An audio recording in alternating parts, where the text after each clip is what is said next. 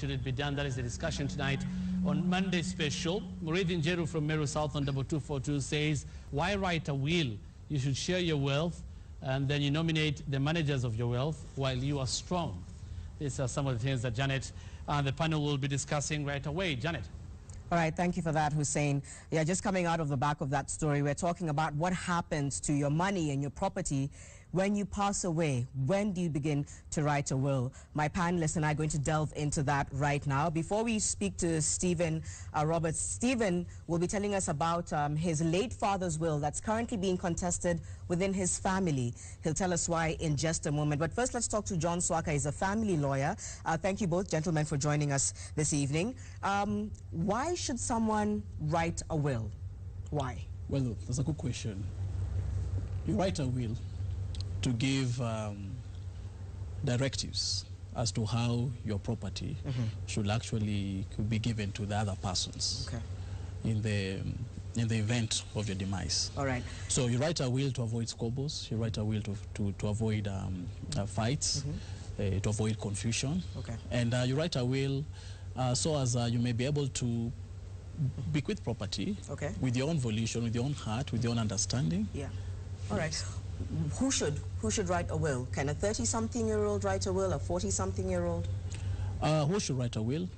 Anyone who is over 18 years should write a will. The day you turn 18, you turn 18 that afternoon, you're capable of writing a will in law. And what would you be putting in that will as an 18, 19, 20-year-old? Because I'm sure it's happened. What would someone that age be writing in their will? You could even say my pants and my bag and my socks, my shoes. Just anything that you own has to go to this and this person. Yeah. What are some of the most common problems when writing a will? What are some of the problems that seem to emerge the most? First and foremost, the major problem in writing wills is stemmed on this assumption that if I'm to write a will, then I'm courting death. I'm calling the spirits of death to take over. But a will is a testament. That basically just says that this is what I desire to happen to my property in my demise. At times it happens that we keep shelving this idea of writing a will, thinking that perhaps by doing it, I'll be walking closer to death. But that's not the real thing. The law does provide make provision for writing of will, basically to be able to share out whatever you feel is your property to whoever the person whom you may call your dependent, in a manner which is free of choice, and in a manner that will avoid a lot of fights and squabbles later on. In the future. Stephen, you mentioned that your father's will is being contested at the moment. Take us through why, what happened. Okay, this is my story, yeah? When my dad passed, our family lawyer came home and read the will, and everything was just okay. But later on, there started to be problems. Why? Because the will was in my favor. It was in your favor? The will was in my favor, and in my favor in I acquire more property according to the will, okay? So that it brought problems, and my siblings, my older siblings, I'm actually the youngest, and these are my older siblings, yeah? So it really brings problems. There's fight here and there. Now they had to go and, how do I say it? They contested the will in court. All right. So were you closest with your father? I was very close to my father. I was actually his best. You were his favorite? Yes. So they're seeing that as sort of like almost malice on his side, that you would be favored even in his passing. They think I just went behind doors and manipulated the will, and yeah. Okay. So it's caused a major rift. So you're not even on speaking terms with your siblings? We're not on speaking terms with my siblings. Okay. Wow, that's tragic. So that, and it's being contested. So that is actually, it's possible to contest a will. It is possible to contest a will. Yeah. First and foremost, you must understand that writing of a will has legal provisions. You don't just write a will, and you don't just distribute property in any manner. According to the Law of Succession Act, Section 26, it does provide for dependents. And so if you're writing a will, you must first and foremost ensure that this will covers and provides for the dependents. And who are the dependents? In the case of a family person, dependent is your wife, dependent is your children, and another person whom you've been supporting, who's been living off you. Okay. That's a dependent. Yeah. And when it comes to the mode of distribution, it must be done in an equitable manner, in a manner that does not suggest that one was being favored, one was being sidelined and maligned because of some emotive issues or because of some other differences in the family. Does it include, for instance, if you were sponsoring a child in a school, a child that's not yours, a beneficiary, is that person also considered a dependent? Yeah, any other person whom you've been supporting and who actually needs that support ought to be provided for as a dependent. All right, some interesting questions coming in. We'll see if we can answer them later, but let me read them all the same. Someone at Churchill Ojok says, a will, whether it's valid when written under emotion or due to some quarrels, and that's a common question that's asked. Some people have said, is there such a thing as a stupid will, where you suddenly like someone, you have interest in them and you include them in your will? So we'll talk about that a bit later. And then someone else is asking whether or not you have to be a man or woman of property to write a will, but you already said no, it can be anything that you own, your pens, your bicycle, anything at all, not necessarily land. True. Okay, so we'll keep that in mind. If you're a single mother, is it assumed that everything you have then goes to the child? Well, what I'll say is that you must ask yourself who's your dependent. And if you're a single mother, assuming in this circumstance that because of course the law does view things differently, what you may consider singlehood may not actually be singlehood in law. Because if you people are married and the marriage is still existent, in other words, the marriage has not been dissolved, that person, whatever he is still your dependent. So unless and until the marriage has been dissolved, that's the only time you can say that, listen, I'm a single person, I'm a single man, I'm a single woman. Yeah. And so my property devolves back to my children. All right, if I'm in my 30s, I'm a 34-year-old man, I'm a bachelor, I have my flat screen, I have my car, I haven't written a will. I pass away all of a sudden. What happens to all that property that I have? Who does it go to? Now, that property ought to go to somebody. Now, we have another process. If you die with a will, having written a will, we call it in law testate succession. But if you die without a will, we call it intestate succession. So that falls under the category of intestate succession, where you did not write, where the testator did not actually bequeath the property to any specific person. But now the law takes effect. So we'll have somebody, a friend, we'll have a relative, we'll have somebody petition the court for purposes of being issued with letters of administration to distribute this estate, to distribute these particular properties to the rightful persons. And that person can also be fought. If as a friend, I say I want to be the administrator to tell people where my friend's bicycle and flat screen will go, someone can still come and say, yes, no, course. We don't want them to do it. Anybody with a justifiable reason can actually challenge that person in court and file what we call objection proceedings and say, we object to this person being given the power to basically to distribute this estate because we doubt his capacity as an administrator. All right. Yeah. Stephen, let me ask you, what are your thoughts on how you'd want to see the final outcome in the event that it's contested and you lose out? Would that weigh heavily on you, or are you at a point where you're feeling like, I just want my father's wishes to be granted and whatever comes out of it is fine? How do you think you feel about that? As much as I want my father's wishes to be granted, I still want peace in the family. Okay, I see there's nothing wrong with whatever that was written in the will being written on my favor, because that's what he wanted. Yeah, and they got what they deserved. Yeah, I was close to my father. I did everything he wanted, and that's how he wanted things to go. So I really don't see why all this should come up. We are family at the end of the day. Yeah, you get what I mean. Yeah, I know what you mean. Perhaps just to comment on what he's saying, and without delving into the matter in court, it is instructive to know that a will can be challenged on different grounds. A will can be challenged perhaps because the person who wrote the will was not did not have capacity, was not of 18 years, or the person who wrote the will was of unsound mind, or at the time of writing the will, his mental faculties were not at its best. Also, a will can be challenged for the reason that coercion was involved, manipulation was involved, undue influence was employed.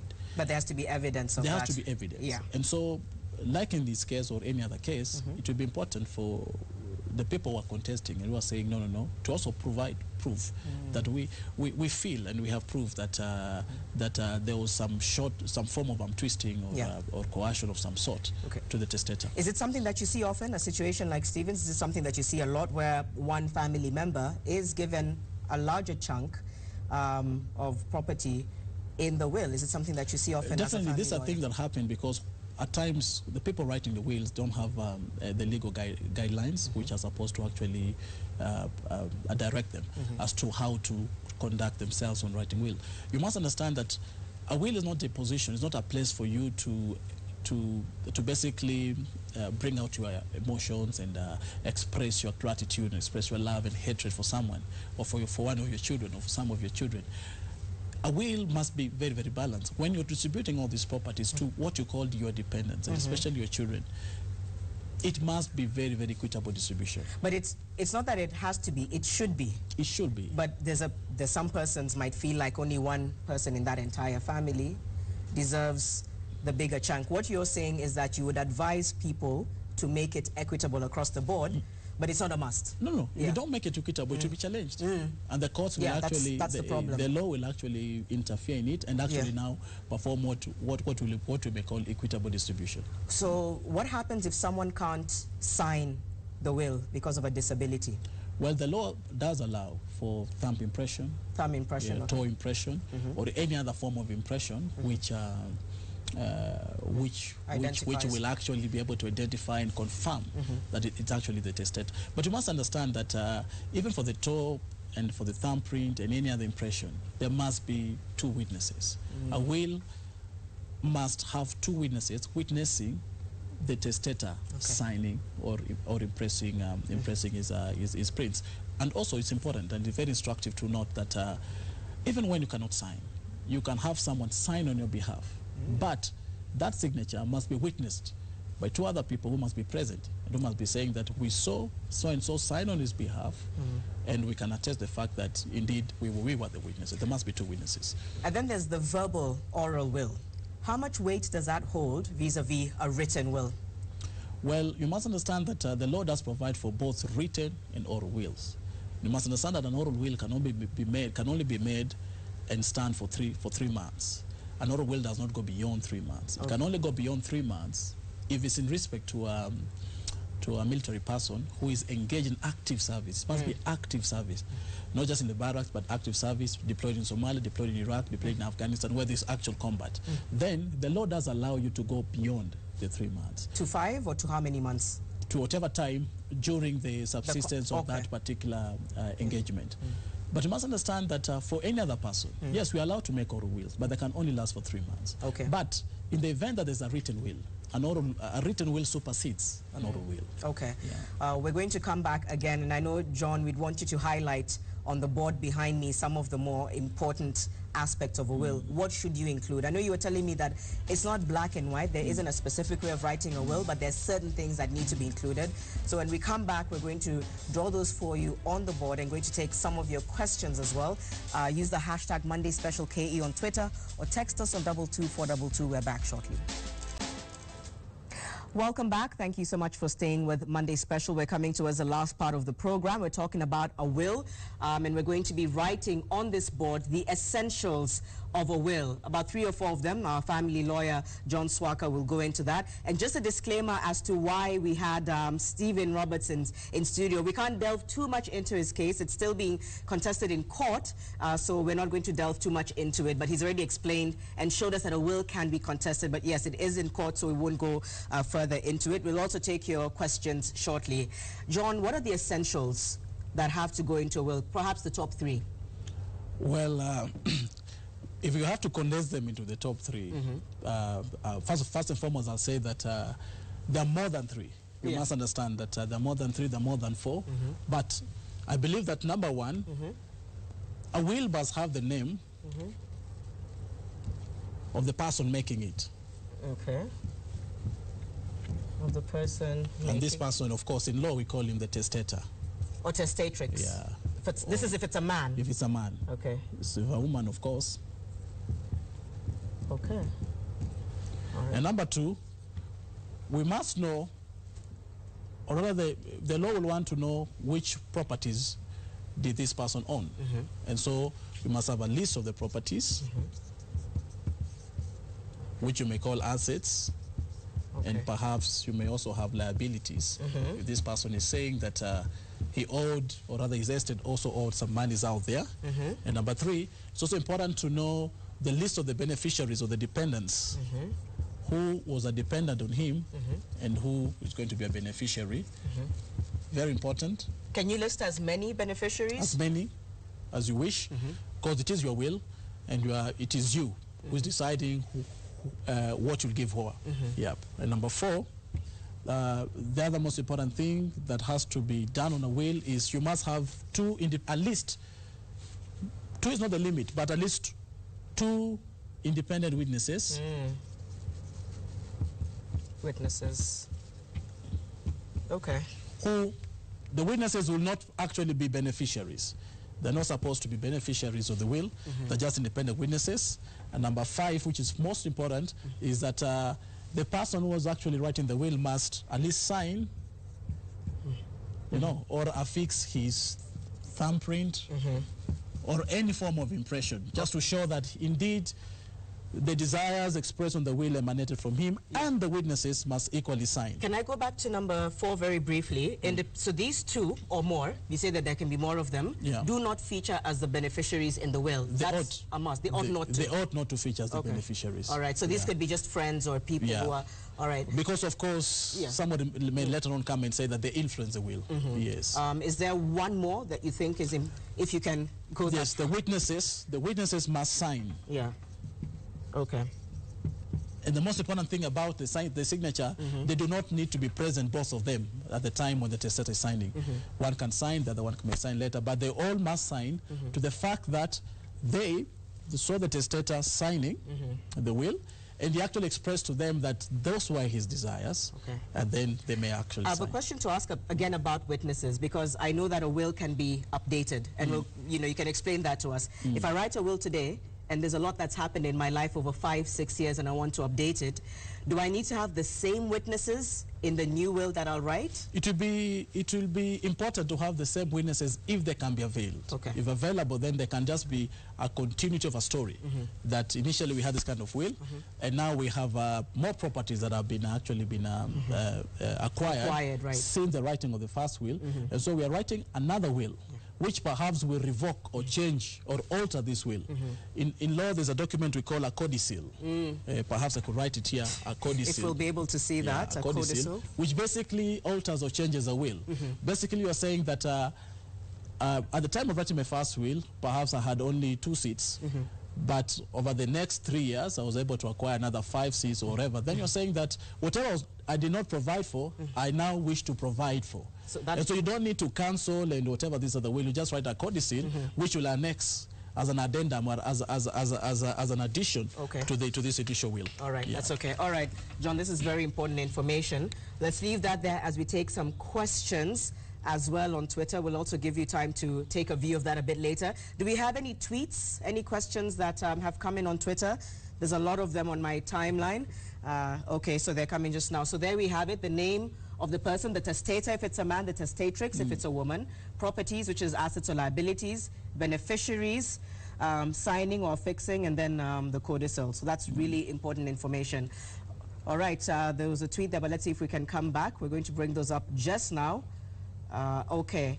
After I write my will, where can I put it so that those left behind can find it? John, if you can quickly answer these as we go along. All right, okay, let's see. Okay, if you summon your dependents and tell them what to inherit, can that be valid? Let's hold that there as we give John a chance to answer. Where can one keep it so that the family can find it? Well, you can keep a will with a lawyer, you can keep a will in the bank, you can keep a will whichever place you feel is safe, and perhaps communicate to the witnesses and say that in case of my demise, the will is in such and such a place. And it can't be tampered with because of the witnesses? Okay, let's go to the next one. What happens when there exist 2 or more differing wills written by a testator? That's a good question. Definitely, one of the things we didn't add on this, perhaps, is the dating. A will ought to be dated. We must know that this will was written in 1980, was it written in 2014? And then, of course, the other one will also be showing the date. Now, you must understand that when there are two wills, both of them will conflict and work against each other. Yeah. So it will be important, perhaps, for the latter will to indicate that it revokes any other written will. Okay. But again, in law, if you're revoking a will completely, then the law does say that that will should not exist. You should basically ban it or destroy it completely, so as it may not actually raise up this confusion. So the current will should revoke the one that was written previously. All right, let's see if we can take a few more questions. If you summon your dependent and tell them what to inherit, can that be a valid will? That's so if you summon them and you tell them, okay. No, it's important for you to realize that a will only be effective at the demise or at the death of the testator. And so calling people and telling them that this is what I've written in the will and all that may not be very productive because it can only take effect after you're dead. All right. Yes. All right. And then let's see if we have the last one there. How many times can I rewrite my will? You can rewrite your will as many times as you wish. Okay. All right, as many times as you wish. Wow. All right, so are we taking another break? Okay. All right, we're going to take another short break. We're back with the final part of Monday Special, so stay with us.